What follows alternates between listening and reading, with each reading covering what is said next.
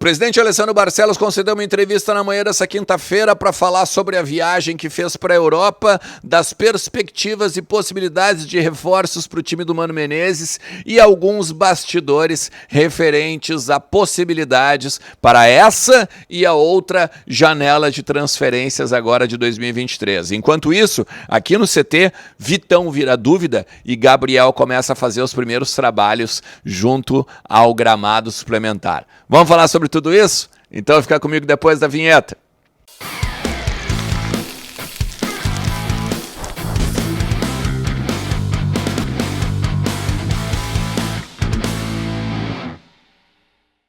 Fala Colorado, fala Colorada, como é que vocês estão? Tudo beleza? Boa quinta-feira para todo mundo e vamos falar sobre as atualizações do nosso clube, do nosso Colorado, porque tem muita coisa para falar, principalmente sobre uma entrevista coletiva do presidente Alessandro Barcelos, agora nessa quinta-feira pela manhã, também o treino realizado aqui, do ladinho, aqui no CT, daqui no gramado suplementar, que tem Vitão como uma possibilidade de dúvida para o jogo agora contra o Aimoré e também umas imagens muito bacanas do Gabriel fazendo a sua primeira atividade no gramado depois da lesão no joelho, da cirurgia no joelho. Tu faz o seguinte, cara, já chega deixando teu like, te inscrevendo no canal e garante comigo que tu vai ficar comigo até o final. Tá? Garante que tu vai ficar comigo até o final desse conteúdo, porque tem muita coisa pra gente falar agora de tudo que aconteceu no CT nesta manhã, beleza?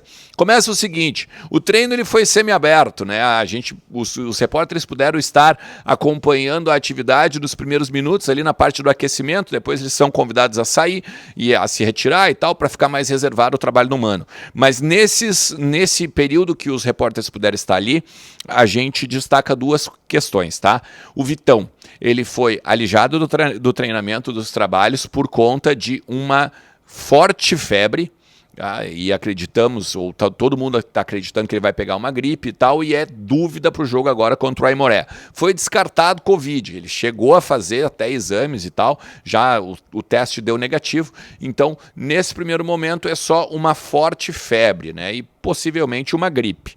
Então, a possibilidade daqui a pouco de o Vitão não fazer parte dos relacionados ou não estar no Cristo Rei, ela existe, tá? Sendo, de repente, um Gabriel Mercado e um Moledo ou o Igor Gomes ganhando uma possibilidade de estrear, talvez, né, na temporada, como titular da zaga do Mano Menezes. Então, a gente ainda tem que ficar de olho nessas questões aqui no treino, principalmente da manhã e no desenvolvimento do Vitão. Uma outra imagem, eu vou botar aqui, ó. Uma outra imagem muito bacana é o Gabriel, né? Voltando a trabalhar no gramado suplementar. O que quer dizer essas imagens que a gente está vendo, tá? É assim, o Gabriel ele ainda tem um longo período, ele tem um período ainda de recuperação junto aos fisioterapeutas, junto à academia, fortalecimento do joelho e tudo mais. Mas é muito interessante a gente ver que ele está já com tênis, fazendo as suas corridas de leve no gramado, está junto aos atletas, que também isso para o lado psicológico de um cara que teve uma lesão tão séria como a que ele teve no joelho, com cirurgia, também é muito bom. Né? Então, são imagens bonitas, né? Um cara que a gente vê seguidamente nos bastidores do Inter, ele junto com o grupo, ele fazendo as falas, né? Botando falas de liderança e seguidamente ele está no Beira-Rio, né? Mesmo não tendo o jogo, mesmo não estando presente entre os relacionados e tal, ele está no Beira-Rio junto com os companheiros. Então é um cara que a gente fica feliz por ver mais uma etapa aí da recuperação dele. Agora sim, vamos falar sobre a entrevista coletiva do presidente Alessandro Barcelos, porque ele elucida várias questões da viagem da comitiva colorada para a Europa. Vale lembrar, né? Se você chegou aqui, daqui a pouco está em Nárnia, né? O presidente Alessandro Barcelos, Dave Bandeira, gerente de mercado, e também o Felipe Dalegrave, que é o advogado do clube, estiveram na Europa para agilizar reforços, fazer contratações, organizar as questões jurídicas e tal, né? Então, assim, A gente fecha com o Luiz Adriano, a gente fecha com o Arangues, tem o Ener Valencia, que fez agora o pré-contrato, e também tem o Nico Hernandes, que esse não estava na Europa, mas que o pessoal que ficou aqui fechou, e o Internacional também deve estar anunciando. Mas eu quero falar com vocês assim, ó. Primeiro, o Luiz Adriano. O Inter recebe ele amanhã, sexta-feira pela manhã, aqui em Porto Alegre. Já estaria em São Paulo e aí vai inscrevê-lo para o Campeonato Gaúcho. Existia um trâmite burocrático de liberação da Federação Turca, daí podendo entrar no bid da CBF e aí podendo entrar então como inscrito do Inter para o Campeonato Gaúcho. Se a gente for avaliar, tem basicamente duas janelas, vamos dizer assim, né? A janela do Campeonato Gaúcho, que se encerra amanhã as inscrições, as inscrições encerram amanhã, e tem a continuidade da janela brasileira. Ou seja, não quer dizer que porque o Inter não contratou ninguém agora, que o Inter não vai ter reforços ainda chegando. Muito pelo contrário, até o presidente falou sobre isso. O presidente sai daqui da coletiva dizendo o seguinte: algo me diz que eu vou comprar mais gente, tá? Botando uma pulga atrás da orelha dos repórteres. Mas eu quero falar sobre o Ener Valencia, eu quero falar sobre o Arangues, tá? Porque uma pergunta que eu fiz, inclusive, para o presidente foi assim, qual o estado clínico do Arangues? Por que o Arangues, por exemplo, assina um pré-contrato, vem só ao meio do ano e não garante, por exemplo, que vai estar aqui agora? Por exemplo, fazendo um trabalho de recuperação da questão do quadril, da questão da panturrilha, aqui já com os médicos do Inter. O presidente disse que a própria... o otimismo de que o Arangues vai estar bem quando chegar aqui para cumprir o contrato dele com o Inter, esse otimismo se dá porque o próprio Bayern não liberou ele. Mas aqui tem um bastidor. O Bayern não libera ele por conta de que o Inter não quis pagar o Bayern. O André Curi, quando fala que era só liberar, que era só dizer o Inter quer, e aí tá tudo certo, o Bayern vai liberar, não foi bem assim. Até o presidente chegou e disse assim, o André Curi pode falar o que ele bem entender. Então, teve uma questão de bastidor que eu acho que a gente pode pegar que tem uma relação meio estremecida nesse sentido, né? De que o Inter esperava, sim, ter o Arangues agora, daqui a pouco até para o Campeonato Gaúcho, para poder... Pega esse período de março agora, por exemplo, para recuperar o Arangues, e estava jogando em abril, quando são as possibilidades de final do Campeonato Gaúcho. Então, eu senti algo meio estremecido. E tem a questão do Ener Valencia, tá? O Ener Valencia, eu acho que a gente tem que pontuar um detalhe.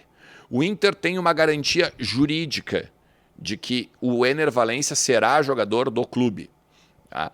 Não sei se aí a gente pode dizer que o nome é pré-contrato, que o nome pode ser carta de intenção. Não vou me apegar a esse detalhe. Mas a questão o Inter tem garantias jurídicas que agora acaba o contrato do Ener Valencia com o Fenerbahçe, agora no final de junho, e em julho o jogador está aqui. Inclusive, existe até o tempo de contrato, 2025.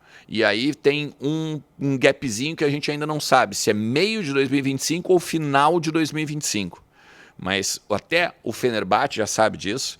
O Inter, obviamente, cumpre, vamos dizer, a palavra com o jogador e não fala abertamente sobre isso, de que está relacionado, está contratado pelo Colorado e tudo mais. Então, é uma questão até de respeito e ética. Na questão do Ener Valencia, é bem importante destacar que se o Inter fizesse um pré-contrato, o Fenerbahçe ele seria automaticamente avisado por conta desse pré-contrato. Então, segundo o Ener, e até mesmo os bastidores que a gente fala aqui, estremeceria, entre aspas, um pouco da relação. Se tu pegar as redes sociais agora, tu já vai ver que tem um monte de torcedor do Fenerbahçe indo contra a direção do Fenerbahçe, que não segurou o Ener Valencia. O Ener Valencia que hoje é um dos 5 maiores artilheiros da Europa. Então, tem esse lado também de o Ener Valencia não querer sair pela porta dos fundos. E por isso o fato de não assinar o pré-contrato. Mas é um jogador do Inter. Nico Hernandes é outro cara que deve chegar agora e ser anunciado entre quinta e sexta-feira, também para ser o zagueiro pela esquerda do Mano Menezes. Richard Rios, o Inter fez uma nova proposta ao Guarani, deve estar também contratando o colombiano. É uma aposta que o Inter faz desde muito tempo, já observa esse jogador há muito tempo, assim como o Hernani, que a gente trouxe aqui, não só eu, mas o Lucas Colar também lá no Voz do Gigante, que a gente trouxe a respeito da observação do Hernani, que é do Parma, pertence ao Parma e está emprestado ao Regina. O presidente fala, inclusive, que o Hernani é um desejo desde 2020, que já há uma observação do Departamento de Futebol aqui desde 2020. Ou seja, é mais um que o Internacional está de olho e que deve pintar aí daqui a pouco também até o final dessa janela ou a outra. Cuejar, para a gente encerrar aqui o conteúdo não ficar tão grande. Cuejar, neste momento, impossível. Para esta janela agora, que termina no dia 4 de abril, é praticamente impossível ter Cuejar, mas ele segue no radar do Inter, ele segue sendo monitorado pelo Colorado e a possibilidade talvez do meio do ano daí ter o Cuejar como um reforço do Mano Menezes, ela existe essa possibilidade, ok? Então, se tu chegou até aqui, mais uma vez eu vou te pedir, cara, deixa teu like, te inscreve no canal e ativa a notificação aí, porque sempre tem um monte de conteúdos e um monte de bastidores aqui, principalmente porque passo bastante tempo aqui no CT do Parque Gigante, beleza? Tamo junto, um forte abraço, tchau!